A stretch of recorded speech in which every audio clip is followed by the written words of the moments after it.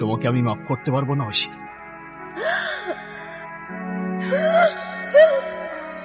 Sir, কি charge আনা হয়েছে আপনার উপর? আপনার মতো একজন পলিটিক্যাল লিডারকে কেন গ্রেফতার করা হচ্ছে? আমি কখনো অন্যায় করিনি, ন্যায় করেছি। উপরওয়ালা আমার জীবনটা এত মানুষের ভালোবাসায় জান্নাতের মতো বানালেও কিছু মানুষ সেটা নরক বানিয়েছে। তাই পড়ছি আপনাদের সামনে, আপনাদের হয়ে নরকে। আপনি শুধু আপনার অপরাধটা স্বীকার করে নিলেই বাঁচতে পারবেন, এছাড়া আর কোনো উপায় নেই। আমরা চাইলে আপনার সাজা হালকা করে দিতে পারি, কিন্তু সেই অফারটা শুধুমাত্র আজকের জন্য। পুরো দেশ ব্যাপারটাকে রাজনৈতিক ভাবলেও ব্যাপারটা যে পার্সোনাল সেটা কেউ জানে না। কেন খুন করেছিলেন আপনার স্ত্রীকে? কোথায় আমার ওয়াইফের অ্যাক্সিডেন্টের জন্য আমায় সহানুভূতি দেখাবেন তা না, আপনি তো আমার পিছেই পড়ে গেলেন। না, কোনটা অ্যাক্সিডেন্ট আর কোনটা মার্ডার সেটা আমাকে শেখানোর প্রয়োজন নাই। কি ভেবেছেন আপনি রাজনীতি করেন বলে সবকিছু থেকে বেঁচে যাবেন? এবার আপনাকে আইনের কাছে ধরা পড়তে হবে। ঠিক আর বেঠিকের মাঝখানে একটা লাইন আছে স্যার, সেটাকে রাজনীতি বলে। আমি সেটাই করি, আর আপনার এই আইন সেই রাজনীতিতেই পড়ে। মানে কি বলতে যাচ্ছেন আপনি? একটা কাহিনী শুনবেন স্যার? ওয়াও, এত সুন্দর জায়গা। কি বলেছিলাম তো, আজকে তোমার জন্য অনেক সারপ্রাইজ থাকবে। Thank you so much. শুক্রিয়া। জানো তো, এখানে আসার পর আমার অনেক ভালো লাগছে, কারণ পার্টিতে পজিশন পাওয়ার পর থেকে তো তুমি আমাকে আর আগের মতো সময় দাও। তোমাকে সময় না দিয়ে অবশ্য অনেক বড় ভুলই করে ফেলছি। এইভাবে বলছো কেন? এমনি। যাই হোক, এখানে আসার পর আমার অনেক ভালো লাগছে। পৃথিবীটা কত সুন্দর, তাই না? একদম স্বর্গের মতো। হ্যাঁ, তবে এই একই পৃথিবী কারো কারোর জন্য স্বর্গ, আবার কারো কারোর জন্য নরক।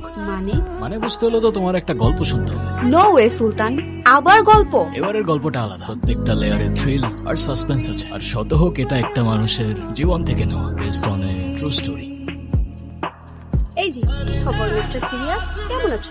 ভালো। আমাকে জিজ্ঞেস করবে না আমি কেমন আছি? না, কেন? আচ্ছা, ব্যাপার না, চলো ঘুরতে যাই। আরে আমি তো তোমাকে আগেও বলছি আমি ওরকম না। ওরকম না মানে? কেমন না?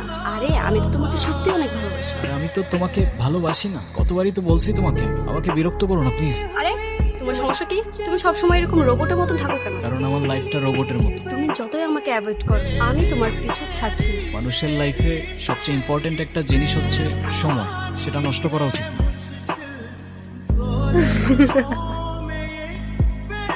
আচ্ছা, তুই ছেলেদের পিছনে কেন ঘুরস বলতো?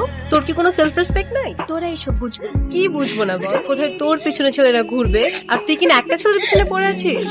সুলতান না ওরকম না, ও কোনো মেয়েকে পাত্তা দেয় না। এই সব ছেলেদের আমার খুব ভালো মতো চেনা আছে, সবগুলো একই রকম। তাই তুই তাহলে ট্রাই করে দেখ। আমি কেন ট্রাই করতে যাব? তাহলে দম না থাকলে এসব লেকচার ছাড়তে এসো না বন্ধু। Okay wait, challenge accepted. ওই ছেলেটা না, শোন, হাজার ট্রাই করো কোনো লাভ নেই। দেখতেছি বিষয়টা। দোস্ত এখন যাই তাহলে, তুই বাসা যাবি না? হ্যাঁ দেখি, ওই যে ওদের খাওয়ায় তারপর বাসায় যাবো। আমি গিয়ে কল দিব না তোর? আচ্ছা ঠিক আছে, কালকে তাহলে ভার্সিটিতে দেখা হচ্ছে। হ্যাঁ এখানে এখানে এখানে দিব সবাইকে দিব। ওয়েট করো ওয়েট করো। ব্রাউনি, ব্ল্যাকি, অস্কার, কি করছো তোমরা? আপনি? আমি ঐশী। আপনি খাওয়াচ্ছিলেন ওদেরকে? এখান দিয়ে যাচ্ছিলাম, ওদেরকে দেখলাম, ভাবলাম কিছু খাবার খেয়েছে। Thank you.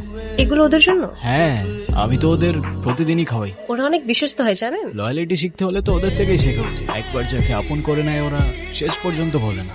রাইট। আপনাকে কোথায় যেন দেখেছিলাম। আপনি আমাদের ইউনিভার্সিটি স্টুডেন্ট না? হ্যাঁ। আপনি কোন ডিপার্টমেন্ট? English department. আপনি? Political science. Political science, impressive.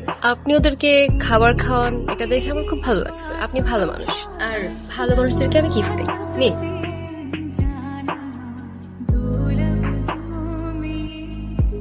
তুমি চলে গেলে আমি একা হয়ে গেলাম, আমার আর থাকতে ভালো লাগছে না। বাবা, বাবা তুমি কি করছো? তোমাকে না কতবার বলছি ড্রিঙ্ক না করতে। তুমি যদি বারবার এভাবে ভেঙে পড়ো তাহলে আমি কিভাবে থাকবো?